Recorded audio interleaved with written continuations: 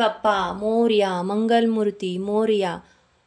गणेश चतुर्थीच्या सर्वांना खूप खूप शुभेच्छा। यावर्षी 27 ऑगस्ट 2025 रोजी गणेश चतुर्थी आहे।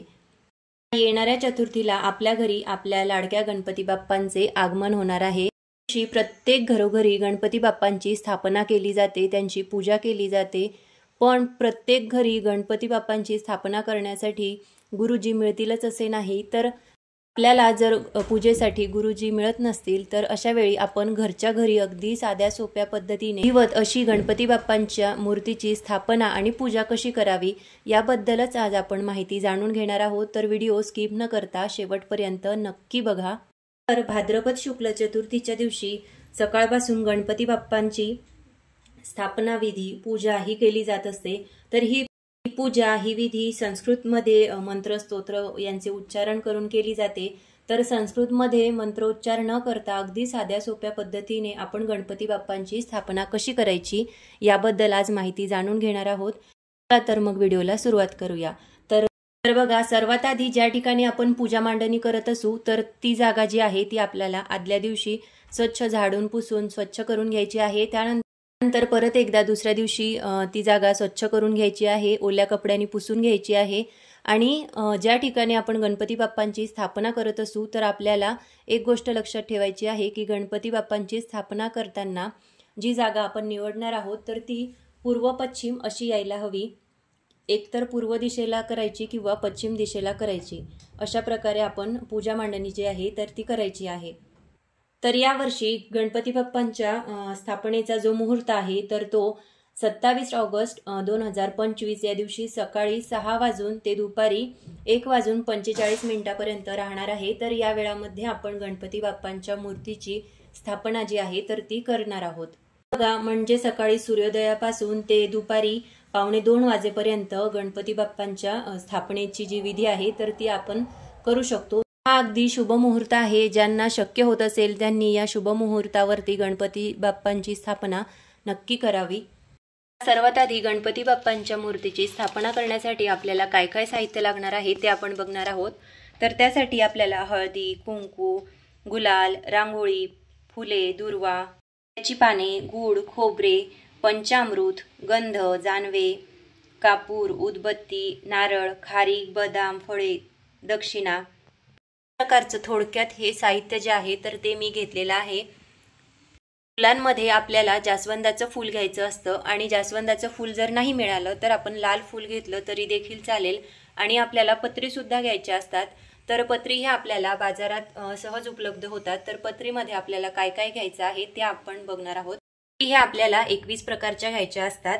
त्यामध्ये मोगरी, मका, बेलाचे पान, पांढऱ्या दुर्वा, बोरीचे पान, धोत्र्याचे पान, तुळस, शमी, आघाडा, डोरली, कन्हेर, रुई, अर्जुन सादडा, विष्णुक्रांता, डाळिंब, देवदार, पांढरा मरवा, पिंपळ, जाई, केवडा, अगस्तीपत्र इत्यादी पत्रे आपल्याला या पूजेमध्ये घ्यायचे असतात। सोबतच आपल्याला तांदूळ देखील घ्यायचे आहेत आणि त्यासोबतच चंदन हे सुद्धा घ्यायचे आहे। गणपती बाप्पांची स्थापना करण्यासाठी आपण पूर्व किंवा पश्चिम दिशा निवडायची आहे आणि आपल्याला जसं शक्य होत असेल किंवा आपल्याला जसं जमेल तशी साधी सोपी सजावट आपल्याला करायची आहे। हवी तशी सजावट तुम्ही गणपती बाप्पांच्या स्थापनेच्या वेळी करू शकता। तर आता गणपती बाप्पांची स्थापना करण्यासाठी सर्वात आपल्याला एखादा चौरंग किंवा एखादा टेबल घ्यायचा आहे। टेबलवरती सुद्धा बरेच जण गणपती बाप्पांची मूर्ती जी आहे ती स्थापन करतात। तर चौरंग किंवा टेबल घेऊन त्यावरती आपल्याला एखादा छोटा चौरंग किंवा लाल, केशरी, पिवळे यापैकी कुठलेही आसन तुम्ही गणपती बाप्पांची मूर्ती ठेवण्यासाठी घेऊ शकता। आणि त्यावरती आपल्याला तांदळाची रास जी आहे ती टाकून घ्यायची आहे। त्यानंतर या तांदळाची रास टाकून घेतल्यानंतर मी इथे तांदळाने स्वस्तिक काढून घेतलेले आहे। आता स्वस्तिक आपल्याला तसेच ठेवायचे नाही, त्यावरती मी थोडे हळदी, कुंकू वाहून घेणार आहे। सर्वात आधी आता आपण जी पार्थिव गणपती बाप्पांची मूर्ती आणतो तर ती मूर्ती आपल्याला या स्वस्तिक काढलेल्या ठिकाणी ठेवून घ्यायची आहे। तर आता माझ्याकडे ही मूर्ती आहे।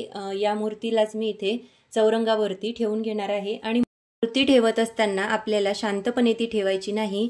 गणपती बाप्पा मोरया, मंगलमूर्ती मोरया असं म्हणत आपल्याला गणपती बाप्पांची मूर्ती जी आहे ती चौरंगावरती ठेवून घ्यायची आहे। आणि आणि आता गणपती बाप्पांच्या मूर्तीला स्थानापन्न करून घेतलेले आहे। त्यानंतर आपल्याला आपण जो दिवा प्रज्वलित केलेला आहे तर त्याची सुद्धा पूजा करायची आहे। आपण दोन्ही बाजूला समया सुद्धा लावून घ्यायच्या आहेत आणि त्यासोबतच तुपाचा किंवा तेलाचा दिवा सुद्धा तुम्ही लावू शकता। तर मी इथे एक दिवा प्रज्वलित करून घेतलेला आहे। दिव्याला हळदी, कुंकू, अक्षदा वाहून घेतलेले आहे। त्यानंतर एक फूल सुद्धा दिव्याला मी इथे अर्पण केलेलं आहे। आता गणपती बाप्पांची मूर्ती स्थानापन्न करून घेतल्यानंतर आपल्याला कलश स्थापना करायची आहे। तर कलश स्थापनेसाठी इथे बघा मी थोडे तांदूळ टाकून घेणार आहे, कारण कलश हा आपण कधीही डायरेक्ट खाली ठेवत नाही। त्या पाण्याने भरलेला तांब्या मी इथे घेतलेला आहे। आपण तांब्याचा सुद्धा घेऊ शकतो किंवा मग पितळेचा सुद्धा घेऊ शकतो। आणि त्यानंतर या कलशावरती मी कुंकुवाने आता स्वास्तिक काढून घेणार आहे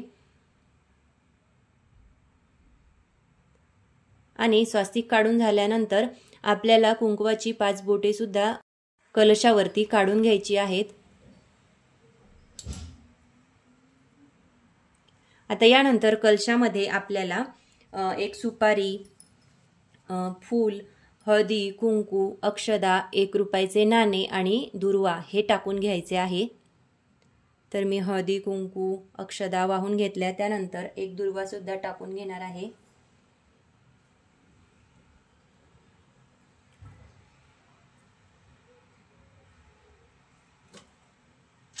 यासोबतच हे 1 रुपयाचे नाणे आणि हे एक सुपारी आणि एक छोटंसं फूल मी याच्यामध्ये टाकून घेणार आहे।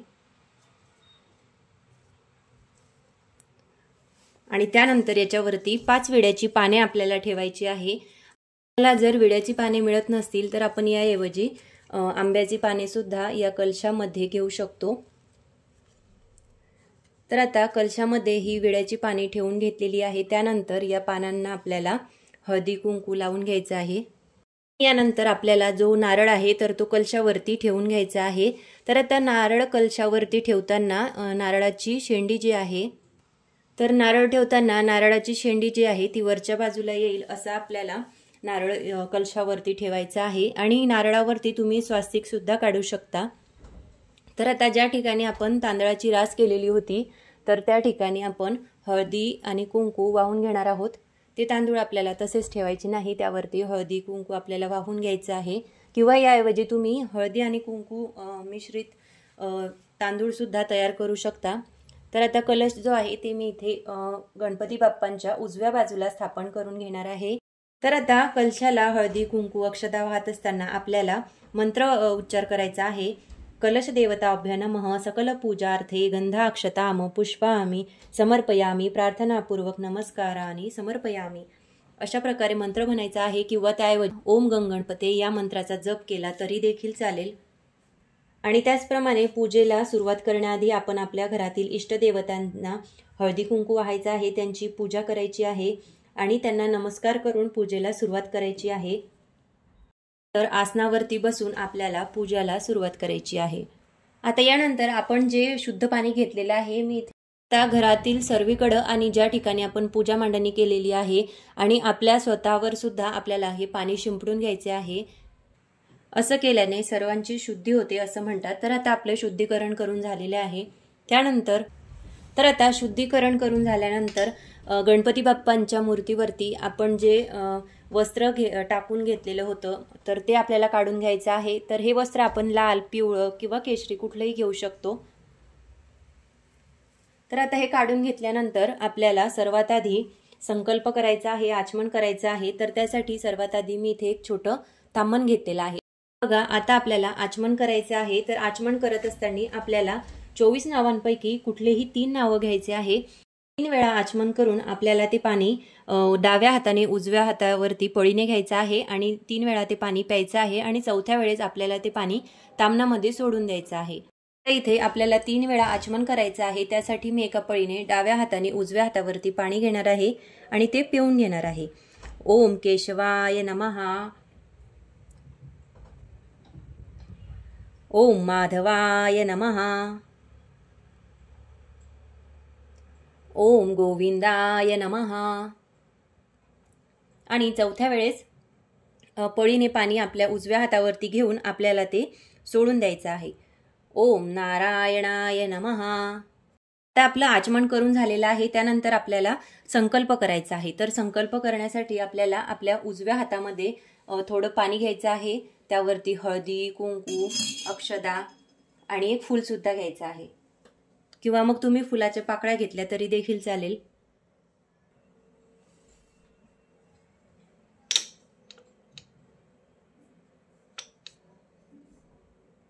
आणि अक्षदा घेणार आहे। हळदी, कुंकू, अक्षदा आणि एक फूल घेतलेलं आहे। तर आपल्याला संकल्प करण्याच्या वेळी आपलं गोत्र सांगायचं आहे, आपलं नाव सांगायचं आहे, ज्या वेळेला आपण पूजा करतोय ती वेळ सांगायची आहे आणि तो दिवस सुद्धा सांगायचा आहे। तर आपल्याला गणपती बाप्पांना प्रार्थना करायची आहे की मी भगवान विष्णूंचे स्मरण करून आज दिनांक 27 ऑगस्ट आणि आपण कुठल्या वेळेला पूजा करतोय ती वेळ, तो दिवस आणि आपलं गोत्र सांगायचं आहे। आणि यासोबतच आपलं नाव सांगून माझ्या कुटुंबासहित माझ्या सर्व कार्याच्या सिद्धीसाठी, कुटुंबाच्या आनंदासाठी, आयु आरोग्यासाठी, सुख समृद्धीसाठी, त्यासोबतच गणपती बाप्पांच्या आशीर्वादासाठी ते म्हणून आपला जो काही संकल्प आहे तो गणपती बाप्पांपुढे म्हणून आपल्याला आपल्या हातातील जे काही अक्षदा, पाणी आपण घेतलेले आहे तर ते आपल्याला तामणामध्ये सोडून द्यायचे आहे।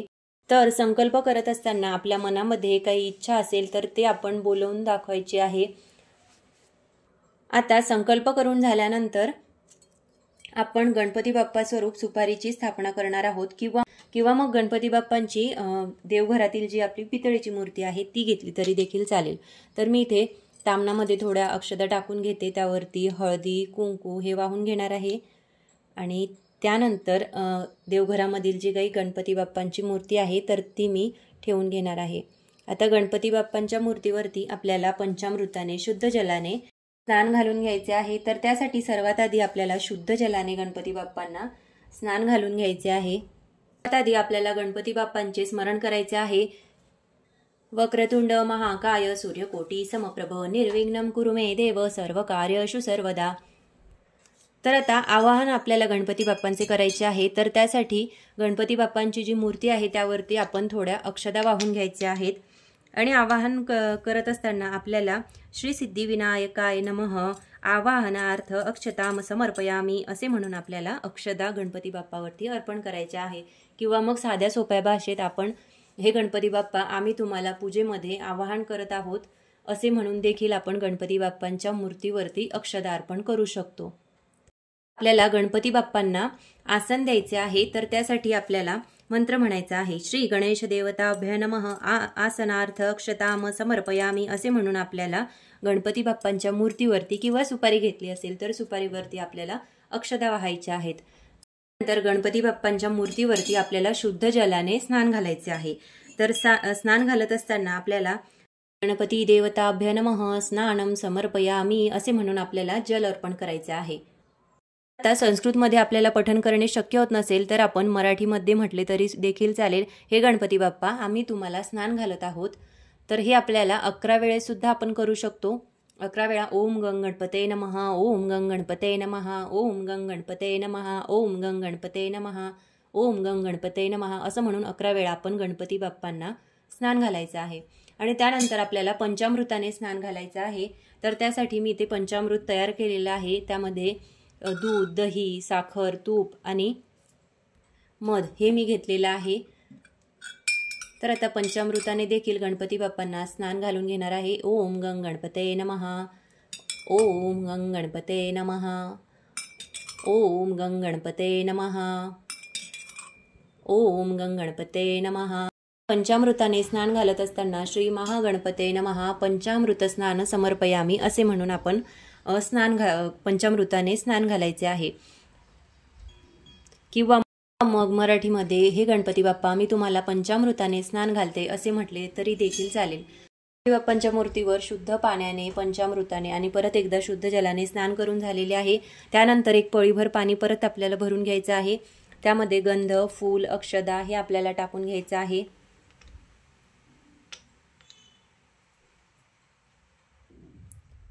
कुंकू सुद्धा टाकून घ्यायचं आहे, सोबतच फुलं सुद्धा टाकून घ्यायची आहे आणि गणपती बाप्पाला परत एकदा स्नान घालून घ्यायचं आहे। आता स्नान घालत असताना श्री गणपती देवताभ्य नमः गंधोदक स्नान समर्पयामी असे म्हणून गणपती बाप्पांना स्नान घालून घ्यायचं आहे। तर अशा वेळी आपण म्हणायचे आहे, हे गणपती बाप्पा आम्ही तुम्हाला गंधाने स्नान घालत आहोत. आणि यानंतर परत एकदा शुद्ध जलाने आपल्याला गणपती बाप्पांना स्नान घालून घ्यायचे आहे. यावेळी आपण ओम गंग गणपते नमः, ओम गंग गणपते नमः, ओम गंग गणपते नमः किंवा संस्कृतमध्ये ओम गणपती देवताभ्य नमः शुद्धोदक स्नान समर्पयामी असे सुद्धा म्हणू शकतो. ओम गंग गणपते नमः, ओम गंग गणपते नमः, ओम गंग गणपते नमः, ओम गंग गणपते नमः. आता यानंतर गणपती बाप्पांची मूर्ती जी आहे तर ती स्वच्छ वस्त्राने मी पुसून घेणार आहे. आणि त्यानंतर गणपती बाप्पांच्या या मूर्तीची किंवा गणपती बाप्पा स्वरूप सुपारी जर घेतली असेल तर सुपारीची आपल्याला स्थापना करायची आहे.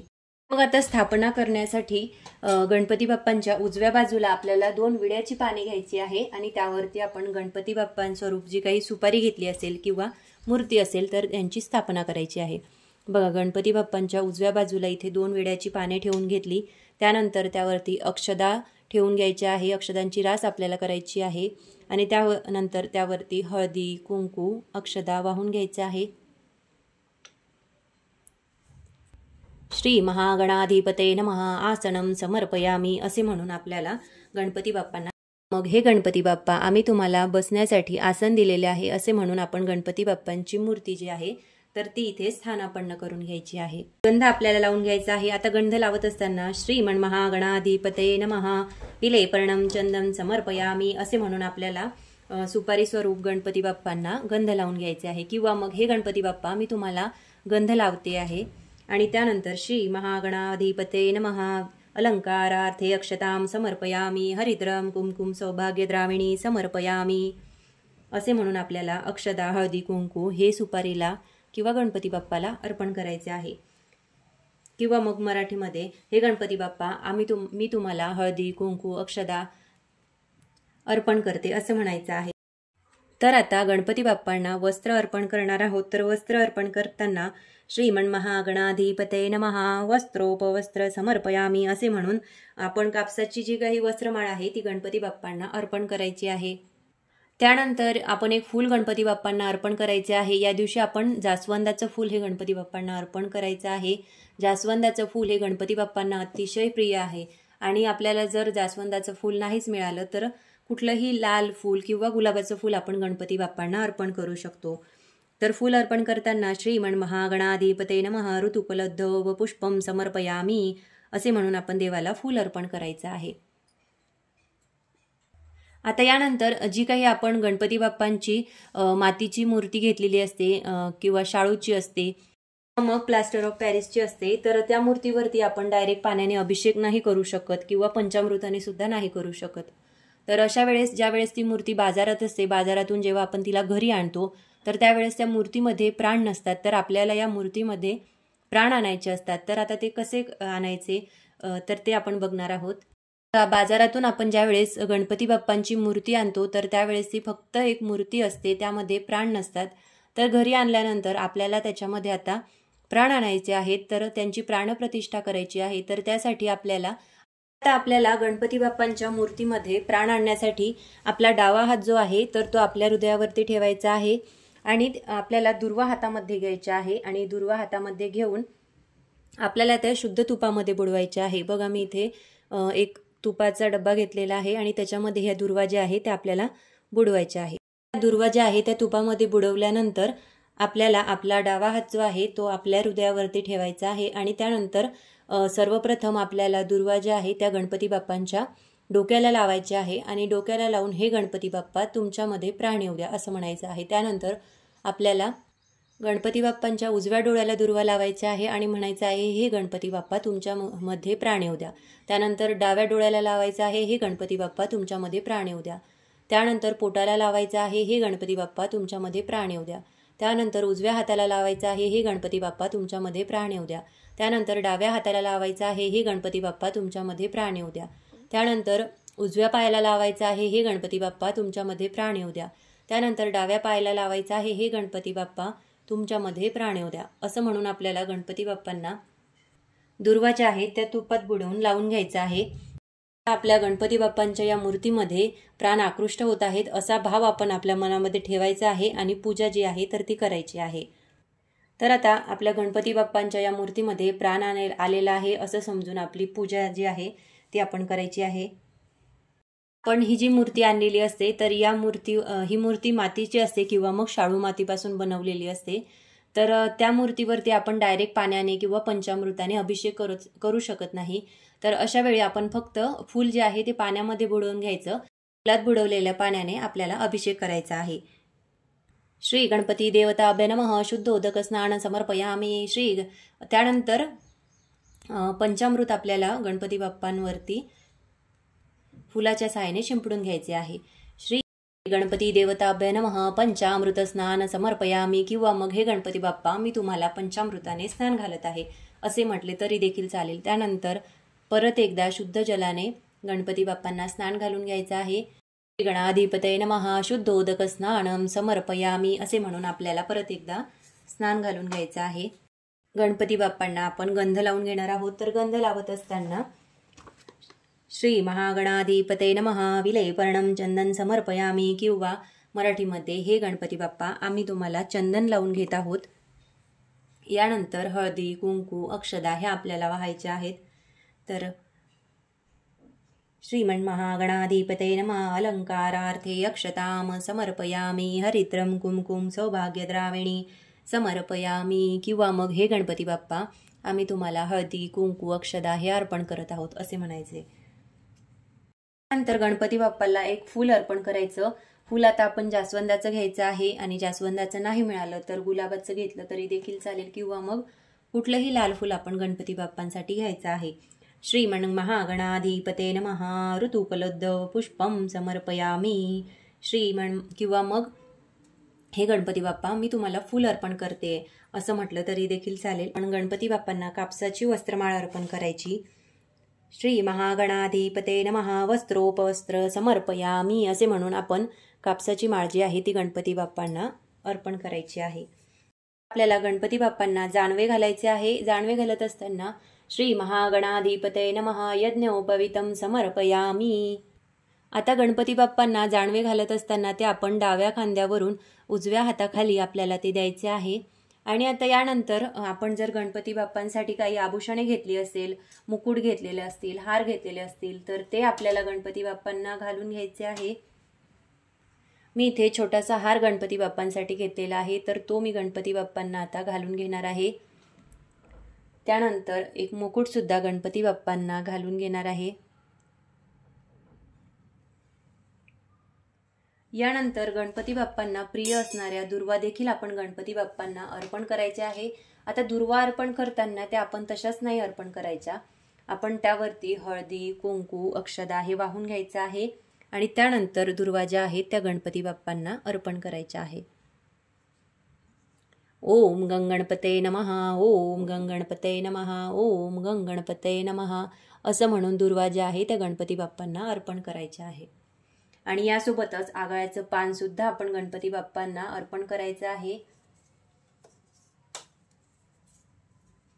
ओम गंगणपते नमः. हे विधी करत असताना गणपती बाप्पांना आभूषणे घालत असताना आपल्याला जर संस्कृतमध्ये मंत्रोच्चार करता येत नसेल तर आपण हे गणपती बाप्पा आम्ही तुम्हाला हार अर्पण करत आहोत, हे गणपती बाप्पा आम्ही तुम्हाला फुलं अर्पण करत आहोत, हे गणपती बाप्पा आम्ही तुम्हाला जानवे अर्पण करत आहोत असे आपल्याला मराठीमध्ये म्हणायचे आहे. आता यानंतर आपण गणपती बाप्पांच्या समोर विडा ठेवून घेणार आहोत. तर यासाठी आपल्याला 2 जोड विड्याची पाने घ्यायची आहे. तर मी ते 2 जोड विड्याची पाने घेतलेली आहे आणि त्यानंतर ती गणपती बाप्पांच्या समोर ठेवून घेणार आहे. आता यावरती आपल्याला विड्यावरती मी एक खारीक, बदाम, 1 रुपयाचे नाणे, परत खोबरे आणि हळकुंड सोबतच एक सुपारी सुद्धा ठेवून घेणार आहे. आणि यासोबतच आपण विड्याची सुद्धा आपल्याला पूजा करायची आहे. विड्याला हळदी कुंकू अक्षता आपल्याला अर्पण करायचे आहेत. आणि विडा आपल्याला अर्पण करत असताना श्री महागणाधिपते नमः मुखवासार्थे हुगी फल तांबूलम सुवर्णा पुष्प दक्षिणा मंत्रपुष्पच समर्पयामी असे म्हणून आपल्याला विडा जो आहे तो गणपती बाप्पांना अर्पण करायचा आहे. किंवा मग मराठीमध्ये हे गणपती बाप्पा आम्ही तुम्हाला विडा अर्पण करत आहोत असं म्हणायचं. ओम गंगणपते नमः ओम गंगणपते बाप्पा आम्ही तुम्हाला तांबूल अर्पण करत आहोत, विडा अर्पण करत आहोत असे आपल्याला म्हणायचं आहे। आणि त्यानंतर आपल्याकडे घंटा असेल, शंख असेल, त्यांची सुद्धा आपल्याला पूजा करायची आहे, त्यांना सुद्धा पूजेमध्ये ठेवायचे आहे। आता घंटाला सुद्धा आपल्याला हळदी कुंकू लावून घ्यायचं आहे।